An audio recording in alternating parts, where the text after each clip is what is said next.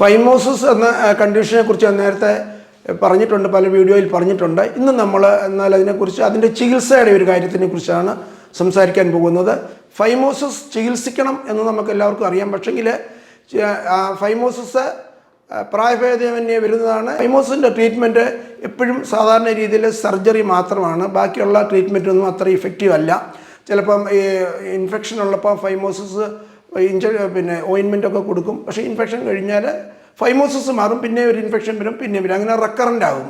അങ്ങനെ പല പ്രാവശ്യം ഇങ്ങനെ ഫൈമോസിസ് വന്നു കഴിഞ്ഞാൽ അതിന് വേറെ മറ്റു കോംപ്ലിക്കേഷൻസ് ഉണ്ടാകും. ഫൈമോസിസ് വന്നാൽ സർക്കംസിഷൻ ചെയ്യണം.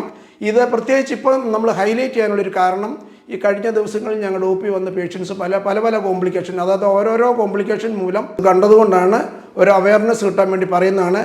ഈ കറക്റ്റായിട്ടുള്ള രീതിയിലുള്ള സർക്കംസിഷൻ, പല രീതിയിൽ സർക്കംസിഷൻ ചെയ്യുന്നുണ്ട്.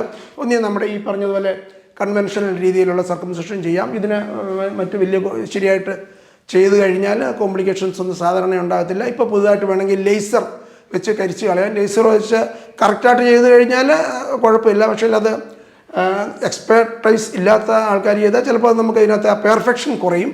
ഇതെല്ലാം പല രീതിയിലുള്ള മെത്തേഡ്സ് എന്നേ ഉള്ളൂ. പക്ഷേങ്കിൽ അതിൻ്റെ ബേസിക് പ്രിൻസിപ്പിൾ എന്ന് പറഞ്ഞാൽ ഈ സ്കിൻ മൂടിയിരിക്കുന്ന സ്കിൻ റിമൂവ് ചെയ്യണം. അതിനേറ്റവും ഏതാണ് കൺവീനിയൻറ്റ് അത് ചെയ്യണം.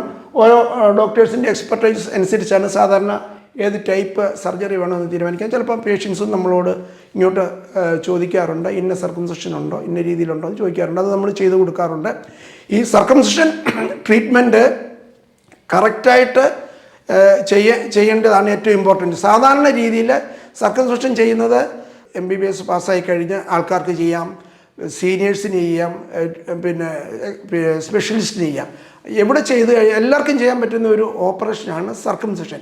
പക്ഷേ ഏറ്റവും പെർഫെക്റ്റായിട്ട് ഏറ്റവും ഭംഗിയായിട്ട് ചെയ്യണം എങ്കിൽ അതിന് എക്സ്പെർട്ടൈസ് ഉള്ള ആൾക്കാർ ചെയ്യണം. സർക്കംസിഷൻ നിസ്സാരമാണെങ്കിലും കറക്റ്റായിട്ടുള്ള ട്രീറ്റ്മെൻറ്റ് ചെയ്തില്ലെങ്കിൽ അതിന് തൃപ്തിക്കുറവ് വരാം, കോംപ്ലിക്കേഷൻസ് വരാം, അല്ല മറ്റ് അസോസിയേറ്റഡ് പ്രോബ്ലംസ് വരാം.